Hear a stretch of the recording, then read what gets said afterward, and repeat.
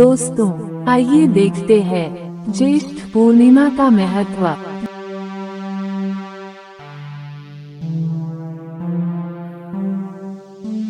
ज्येष्ठ पूर्णिमा को पाली भाषा में ज्येष्ठा मासो कहा जाता है। ये पूर्णिमा आमतौर पर जून के महीने में आती है।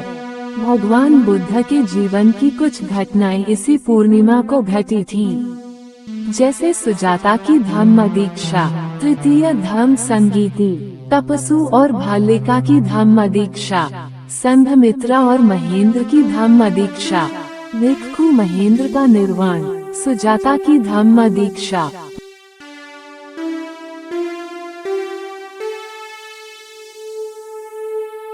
जिघच्छा परमा रोगा, सद्खार परमा दुखा, इतम न्यत्वा यथाभूत, निब्बन परमन सुख। धम्मपद 203 अर्थात भूख परम रोग है, संस्कार परम दुख है। इस सत्य को जानने वाले के लिए निर्वाण ही परम सुख है। भगवान बुद्ध ने महापरिनिर्वाण से पहले आनंद से कहा, आनंद, मेरे पूरे जीवन में दो भोजन का विशेष महत्व है। एक है सुजाता द्वारा परोसी गई खीर और दूसरा है चुंद का अंतिम भोजन। पहले भोजन ने मुझे सम्यक संबोधि दिया है, दूसरा भोजन मुझे महापरिनिर्वाण दे रहा है। ऐसे शब्दों में सुजाता द्वारा और उसकी दान की गई खीर का विशेष महत्व है। गौतम ने आत्मज्ञान की प्राप्ति के लिए जो तपस्या और आत्म पीड़ा की शुरुआत की, वो अत्यंत भीषण थी। उनकी तपस्या और आत्म यातना 6 साल तक चली। 6 साल बाद उसका शरीर इतना क्षीण हो गया था कि वो हिल भी नहीं पा रहा था। फिर भी उसने नई रोशनी नहीं देखी थी, जिसकी शक्ति नष्ट हो गई हो, जो भूख, प्यास और थकान से पतित हो गया है, जिसका मन थकान से शांत नहीं हुआ है, वो नया प्रकाश प्राप्त नहीं कर सकता। मन को प्राप्त होने वाला लक्ष्य क्या है?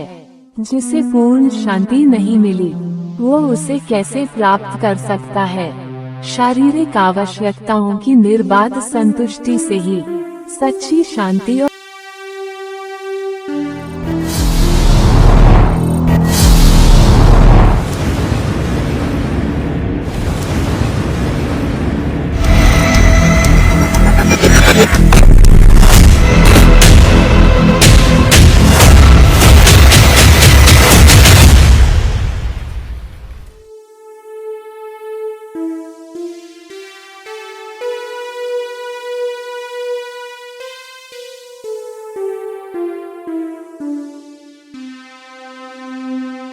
वो उसे कैसे प्राप्त कर सकता है? शारीरिक आवश्यकताओं की निर्बाध संतुष्टि से ही सच्ची शांति और एकाग्रता ठीक से प्राप्त होती है। जैसा कि गौतम के विचार जारी रहे, सुजाता ने स्वयं गौतम को एक सुनहरे बर्तन में पका हुआ भोजन परोसा। वो उस बर्तन को लेकर नदी में चला गया। उन्होंने सुप्पतिथा नामक घाट पर स्नान किया और फिर भोजन किया। उनका दृढ़ विश्वास था कि उपवास और पीड़ा के माध्यम से शरीर को बर्बाद करके सत्य को नहीं पाया जा सकता है। उन्होंने नई राहत और सत्य की प्राप्ति की तलाश में यात्रा की।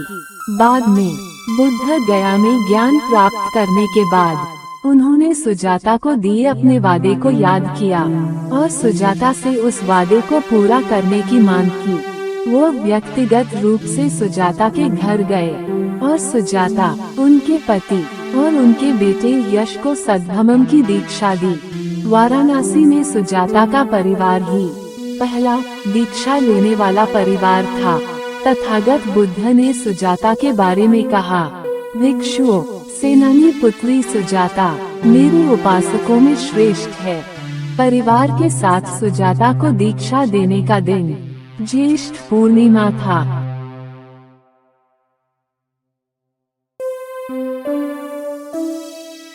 तपस और भाल्लिका की धम्म दीक्षा। धम्मं चरे सुचरितं नतः दुच्चरितं चरे, धम्मचारी सुख सेति अस्मि लोकम परमेच। धम्मपद 169। मनुष्य को अच्छे धर्म का अभ्यास करना चाहिए, गलत कर्म नहीं करना चाहिए। धर्मचारी लोक और परलोक में सुखपूर्वक रहते हैं। भगवान बुद्ध को ज्ञान प्राप्त होने के बाद वे 1 महीने तक बोधि वृक्ष के नीचे रहे। फिर 5वें सप्ताह में वे निग्रोध बरगद के पेड़ के नीचे गए।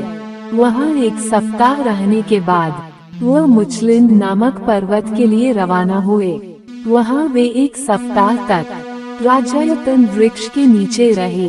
अगले सप्ताह के अंतिम दिन उन्होंने 2 भाइयों तपुसा और भाल्लिका को अपने पास आते देखा। वे 2 कारोबारी भाई थे। वे 5 ठेलों पर सामान लादकर उस सड़क पर जा रहे थे।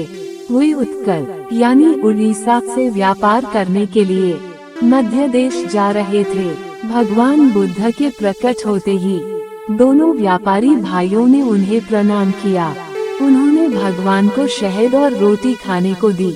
इस खाद्य पदार्थ को ग्रहण करने का अनुरोध किया। भगवान ने उनका उपहार स्वीकार कर लिया। ये देखकर कि प्रभु ने उनके द्वारा दी गई वस्तुओं को स्वीकार किया, उन्होंने प्रणाम किया। वह भगवान का उपासक बन गए। उस समय संत की स्थापना नहीं हुई थी, इसलिए वह भगवान को और धर्म को शरण आए। इसलिए उन्हें द्विवाचक उपासक कहा गया। व्यापारी भाइयों ने विनम्रतापूर्वक भगवान से हमें सद्धर्म में दीक्षा देने का अनुरोध किया, ताकि हम आपके अनुयायी के रूप में आपके धर्म के सभी उपदेशों का पूरे दिल से पालन करें। तदनुसार भगवान ने उन्हें उपासक नाम से संबोधित किया। उन्हें धर्म में भर्ती कराया गया। उस समय भगवान बुद्ध का संघ अस्तित्व में नहीं था। व्यापारी भाइयों ने अपनी उत्कट इच्छा व्यक्त की कि हमारे साथ भगवान बुद्ध की पूजा का कोई चिन्ह हो। तदनुसार भगवान बुद्ध ने अपने 8 बाल जटा स्मृति चिन्ह के रूप में दिए। व्यापारी भाइयों ने विश्वास के साथ उन बालों को स्वीकार कर लिया, ये सोचकर कि यह भगवान का स्मारक चिन्ह है। जब वह स्वदेश गया तो उसने उस पर एक बड़ा चैत्य बनवाया। भगवान बुद्ध ने इन दोनों व्यापारी भाइयों को पूजक के रूप में दीक्षा दी और स्मृति चिन्ह के रूप में इन्हें 8 केश दिए। वह ज्येष्ठ पूर्णिमा का दिन था।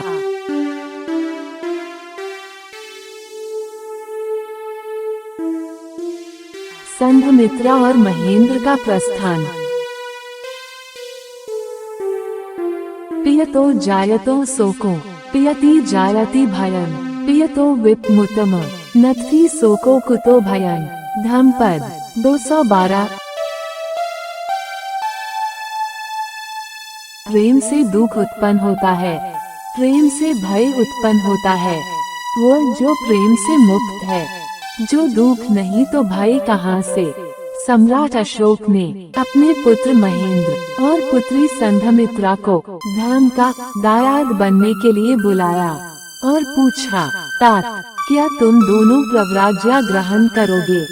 दोनों लड़कों ने उत्तर दिया, भगवान अगर यह आपकी इच्छा है तो हम आज ही प्रव्रजित होंगे। प्रव्रज्या लेकर हमें लगता है कि यह अच्छा होगा। तदनुसार सम्राट अशोक के पुत्र महेंद्र और पुत्री संघमित्रा दोनों ने अपने पिता की खातिर गृहस्थ जीवन का त्याग कर दिया और प्रव्राज्य ग्रहण कर ली। उस समय महेंद्र की उम्र केवल 20 वर्ष और संघमित्रा की आयु केवल 18 वर्ष थी। जब महानाम महेंद्र ने ज्ञान प्राप्ति के 12 वर्ष पूरे किए, धम्मगुरु मुग्धपुत्तिसा और उनके संघ ने उन्हें सुंदर लंकाद्वीप में जाने और बौद्ध धर्म की स्थापना करने का आदेश दिया। धम्मगुरु की आज्ञा का पालन करते हुए स्थविर महेंद्र ने उपाध्याय और संघ को प्रणाम किया। 4 स्थाविरों के साथ वह बौद्ध धर्म के प्रचार और प्रसार के लिए लंका पहुँचे। उस दिन ज्येष्ठ पूर्णिमा थी। ईसा पूर्व 252वां वर्ष। साथ ही कुछ समय बाद भिक्खुनी संघमित्रा को भी बोधि वृक्ष की एक शाखा के साथ महंती महेंद्र द्वारा श्रीलंका में आमंत्रित किया गया था। संघमित्रा ने अनेक श्रमणेरियों के साथ लंका में प्रवेश किया। श्रीलंका के महाराजा देवानाम प्रियातिसा और उनकी रानी अनुला और महेंद्र के निमंत्रण पर संघमित्रा ने बोधि वृक्ष की एक शाखा के साथ श्रीलंका में प्रवेश किया। भिक्खुनी संघ की एक शाखा वहां स्थापित की गई थी। बाद में संघमित्रा ने धीरे धीरे महारानी और उनके साथ आने वाली कई महान महिलाओं के साथ साथ 500 कुंवारियों को भिक्खुनी संघ में प्रवेश दिया। भिक्खुनी संघमित्रा ने श्रीलंका के अनुराधापुरा में भारत से लाए गए बोधि वृक्ष की एक शाखा लगाई। वह ज्येष्ठ पूर्णिमा का दिन था।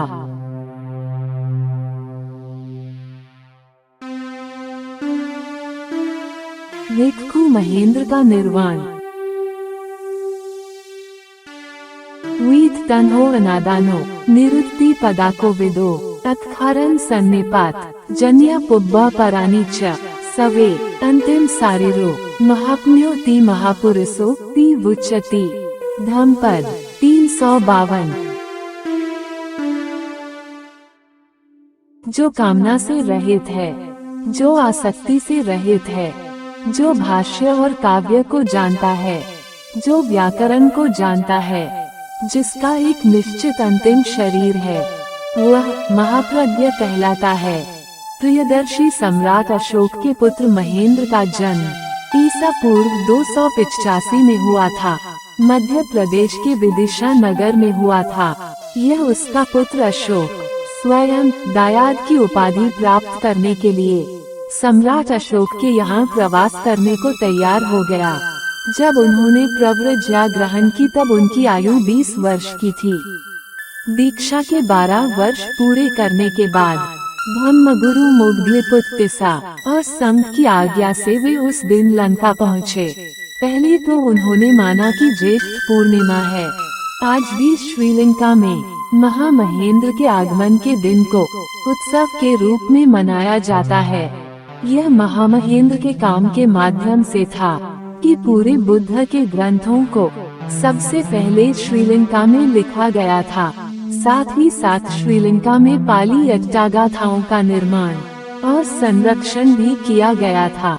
यदि महामहेंद्र और भिक्खुनी संघमित्रा धम्मदूतों के रूप में श्रीलंका नहीं गए होते, वहां धम्म संदेशों का प्रचार और प्रसार नहीं किया होता, तो संपूर्ण बुद्धवचन त्रिपिटक के साथ साथ अट्ठकथा टीका की रचना नहीं की होती और धम्म संगीत की रचना नहीं की होती, तो शायद त्रिपिटक आज दुनिया में प्रकट नहीं होता।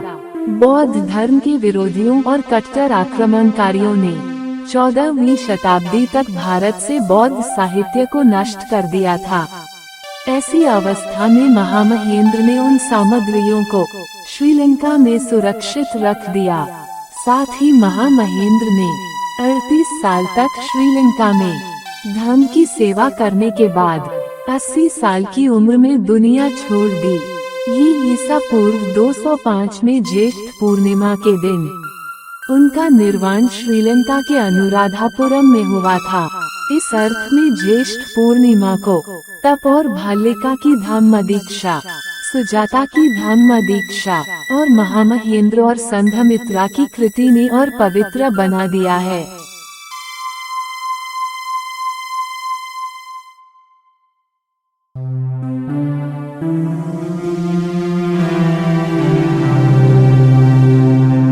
दोस्तों, उम्मीद है कि हमारा ये छोटा सा प्रयास आपको पसंद आएगा, तो कृपया हमारे इस वीडियो को लाइक करें और अपने दोस्तों को शेयर करें। और हाँ, चैनल को सब्सक्राइब करना ना भूलें। धन्यवाद।